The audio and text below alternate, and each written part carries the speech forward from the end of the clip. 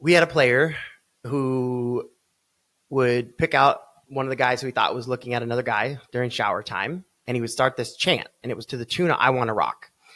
So you imagine a pretty confined space full of 120 some odd guys, okay? And this particular player would pick out like a guy, right? And he'd be like, "Hey, everybody." I'm going to use my own name for an example.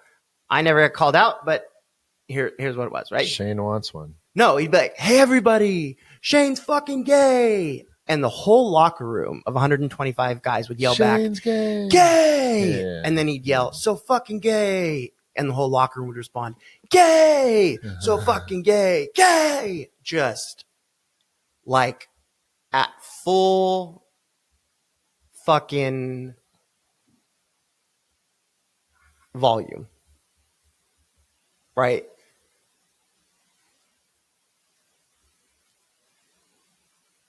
I didn't realize, I mean, at the time, I'm a 19-year-old kid. I hardly know my ass from a hole in the ground, Ouch. right? Let alone knowing that I might like my ass Ouch. or something to that effect. That sounds right? like it hurts. I mean, and like, that's funny, right? But that's part of the joke. I never understood where the kind of faggot bashing mentality added to,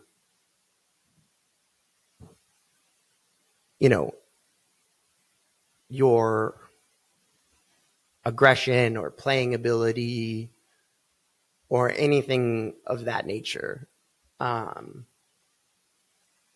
Obviously, if you know anything about history, you know that is dramatically inaccurate.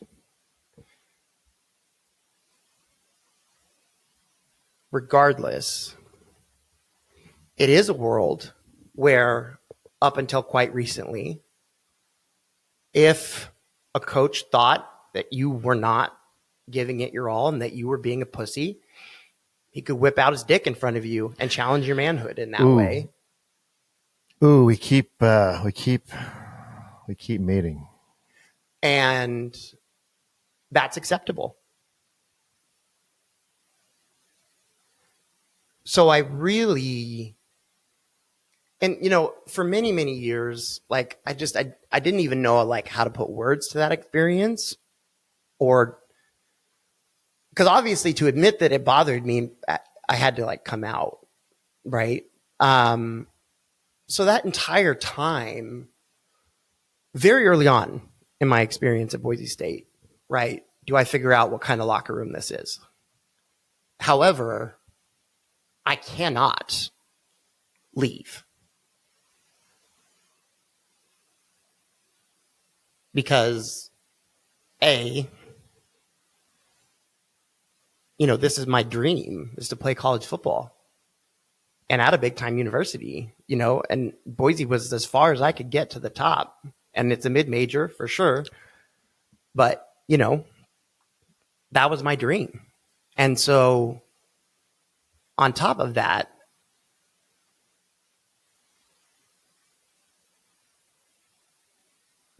but not only, still having a desire to play football, but, feeling this like gut punch to the soul that happened. I don't even know how to describe it. And then, it was pretty quick that like serious depression set in, and I started losing weight rapidly, right? Which in any athletic endeavor is not going to be great for you.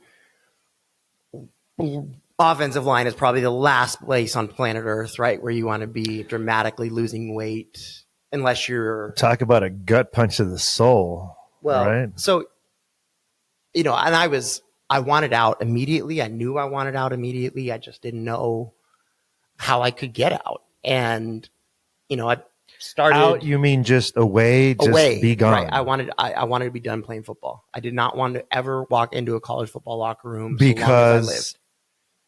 Because it was the scariest fucking place I'd ever been in my entire goddamn life. This was not a place where like your teammates were going to be cool if you were gay, obviously. I want to rock. Now, years later, and in adulthood, I have since reunited with teammates from that Boise team. Ironically, ended up working with one of them at a point in my coaching career. And I remember telling him that story, and I remember just like when he connected the dots of like, oh, fuck, that must have sucked to be you, right? Like, suck to be you is an understatement because,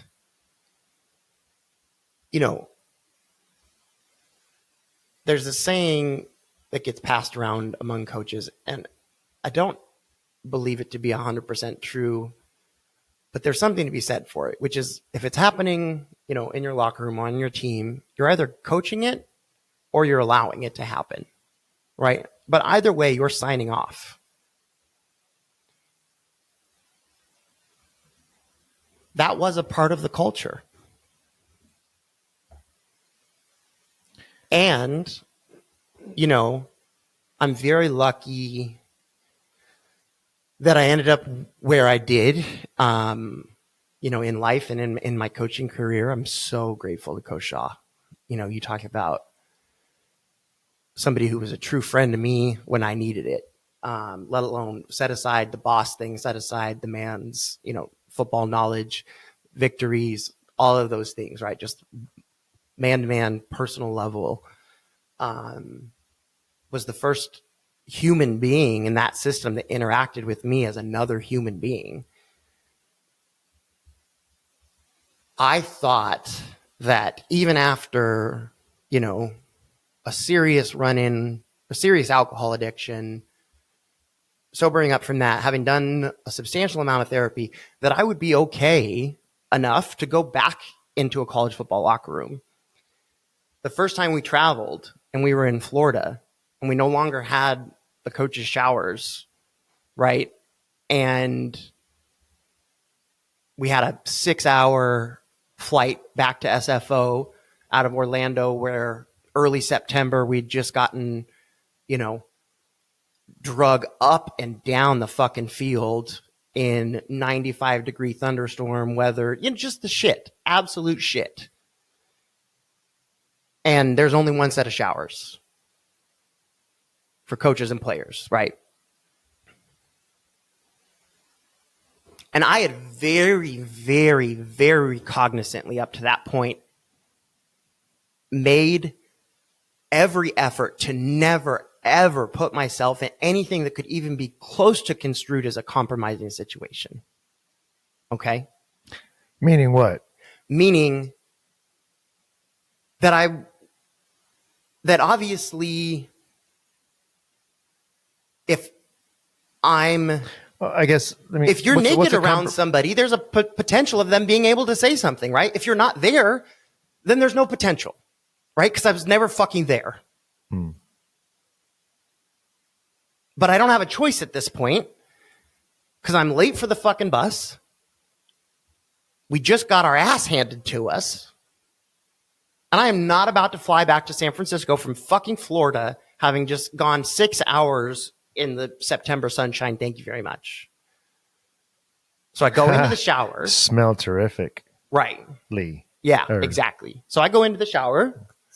Daisy. Only like I know what a PTSD flashback is, right? Because I've experienced it. And it is... Now they call it core trauma or internal core. Whatever the fuck they call it. I mean, it's crazy. Yes. PTSD. Okay. Sure. Update the vernacular, right? It's the same thing. I know. It's shell shock, PTSD, core trauma, right? Like whatever you want to call it. It's the same thing. Yes. And I can't turn on the shower. I can't find the shower head. My eyeballs will not leave the ceiling. And I cannot find the shower to turn it on. I'm confused. Which part? Your eyeballs, you can't find the shower? What does that because mean? I'm staring at the ceiling Oh, okay. and refuse to look anywhere else. Got it. While you're showering. Sorry, I got Well, I that. can't. I'm not Got you. showering yet Got because you. I can't turn on the fucking water. Got you. Got you. Got you. Fortunately, an unnamed player, What was his name? you're a prick, turned on the shower for me so that I could take a shower and get out of there. Okay. He He just turned on the shower. he was vibing. He knew. He understood. Maybe he himself was gay. No. What happened? No. What was that all about? I don't know. Honestly, It I just don't happened. know. That what? It just happened, right? What happened? He just showed up and turned the water on for you. No big deal. It's an old school, circular shower with a lot, like 4 different heads or whatever. So there were people standing around like a tower thingy, and he turned it on because he was standing next to it. Gotcha. It's not some fucking revelation or anything like that, right? I'm just curious It's that just like the like- moment where somebody's in the shower. We're talking about almost a decade later, though, from my playing experience at Boise State. Gotcha. I'm now a graduate assistant coach at Stanford. Gotcha. Okay, we're in Florida. Gotcha. Yes, UCF. And I have a fucking mental breakdown. Got you.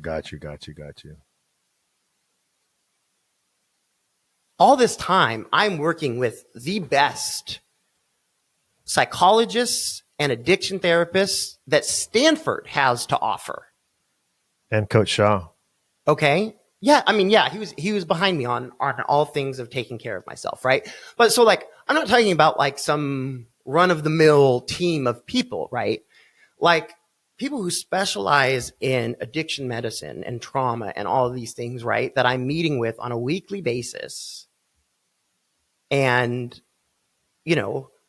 we were getting phone calls to do news magazine interviews or whatever it was. And my answer was at the time just a blanket statement, always no, because I wanted to coach, right? I had done the activism thing and gotten my ass handed to me. And I was just ready to coach, that's really what I wanted to do.